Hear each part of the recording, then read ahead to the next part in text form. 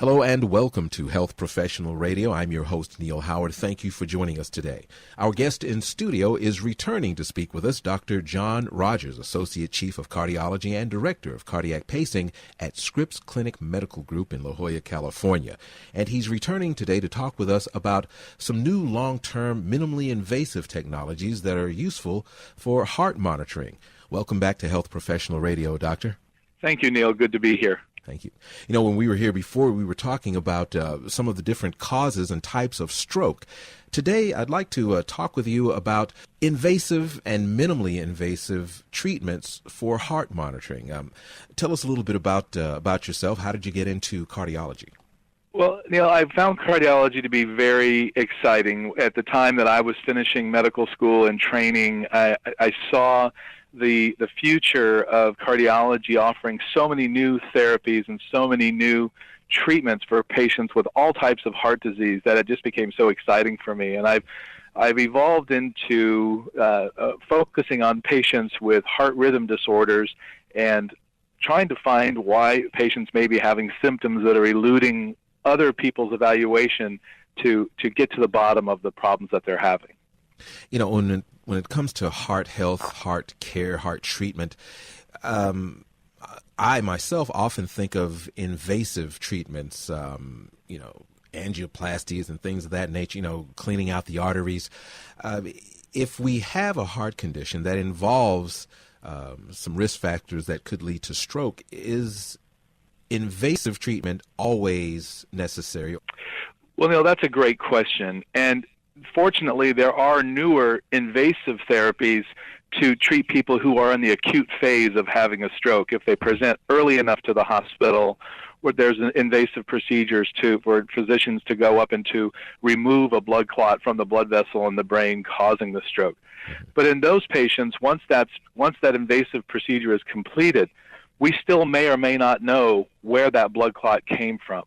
And in other patients who have had a stroke and have had an extensive workup to find out why they've had a stroke, we've learned over time that we really need to monitor these patients for heart rhythm problem, particularly atrial fibrillation, for not just 20 days or 30 days, but for actually a number of years to exclude that they may have had atrial fibrillation as a cause for their stroke. And the great news is that the monitoring that we can use for years is minimally invasive, requiring a simple outpatient procedure where a little monitor is inserted just under the skin in the subcutaneous tissue, usually under local anesthetic only.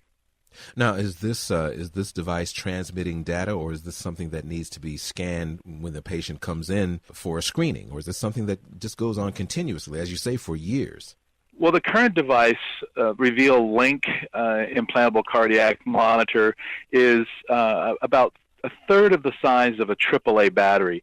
That little device is able to monitor somebody's heart rhythm continuously for up to 3 years.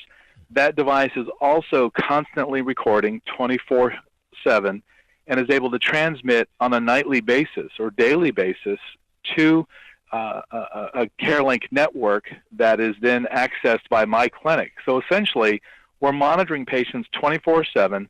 That information is being sent to us on a daily basis, so that if our patient has atrial fibrillation, we're going to find out pretty quick that they're having that and get them on the appropriate therapy, which is usually a blood thinner to prevent a recurrent stroke. Now, is this a device that can be used in conjunction with or even separate from, say, something like a pacemaker or some other implanted device that is used for monitoring? Well, typically a pacemaker, Neal, has the ability to monitor the heart as well. And we usually would not use these two devices, an implantable cardiac monitor, such as the Reveal Link, with a pacemaker. The pacemaker also is monitoring a heart rhythm continuously. And some have the ability to transmit that data daily, or if there's an episode of atrial fibrillation, some of those pacemakers we have to interrogate in person. But the thing about the pacemaker observation studies is that we have found out from those studies that patients aren't aware or may not be aware that they're even having atrial fibrillation. They may not feel it. And so having the ability to monitor somebody daily, continuously, becomes very important, because symptoms just aren't reliable. We can't really rely upon our patients to tell us I'm having symptoms, therefore I should be monitored to see if I'm having atrial fibrillation.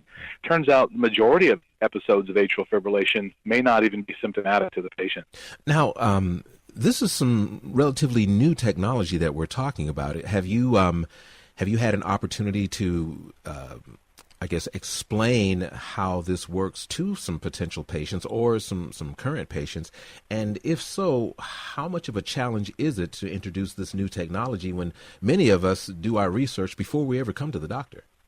That's exactly right. I think patients are even more savvy now than they've ever been with the ability to do that research much easier with the internet. The technology to monitor patients for atrial fibrillation has actually been around since about 2009 with the predecessor device that Medtronic had provided for us, the Reveal XT monitor. That device was the first monitor able to detect atrial fibrillation. So working with neurologists and taking care of their stroke patients as far back as 2009, I've had the opportunity to work with those neurologists and with a number of patients to implant those devices. Those devices were about close to 90% bigger, however, and although they could detect atrial fibrillation and patients could transmit that from home once a month, it didn't provide the daily download of information. One of the things that occurred about the same time in 2014 as the large landmark study Crystal AF was the FDA allowing the release of the Reveal Link implantable monitor, which is the newest generation of the monitor that's about 90% smaller and has about the same battery life of 3 years and the ability to automatically transmit that information to us on a daily basis. The patient acceptance of such a small subcutaneous implanted monitor has been much greater. With the larger devices, I probably had about 30 to 40% of patients say, well, I'm not so sure I want that implanted in my body. I haven't seen that at all with the smaller device, however. Talk a little bit about any, resistance to change that you've seen from fellow practitioners. Being around since 2009, some of the tried and true methods of monitoring might still be the mainstay of many, many practices and hospitals.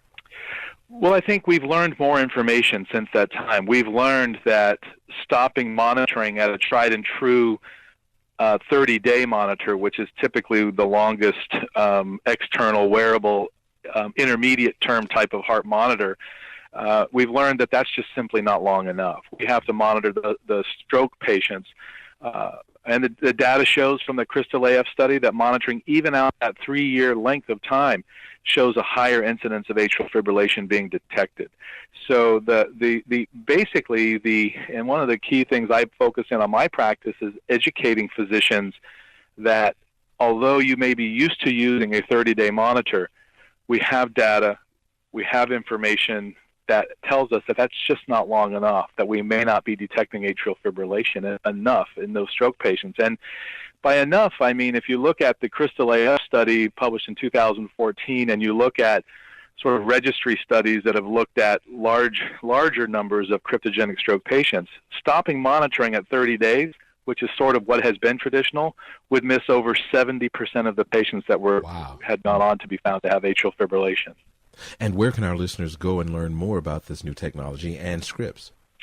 Well, they can go again to the Scripps.org website. They can visit the monitoryourheart.com website. Medtronic websites also have information for patients, specifically for patients who are trying to learn more about the Medtronic Reveal Link implantable cardiac monitor, to learn more about that device, to learn more about its function and the reasons why we use it. We use it for patients that pass out, have symptoms that we're worried are related to a heart rhythm problem, and we just haven't been able to catch it with any other type of heart monitor. So there's a number of indications for these monitors. Cryptogenic stroke is the one that we're talking about today, but there are many other indications for using these implantable monitors.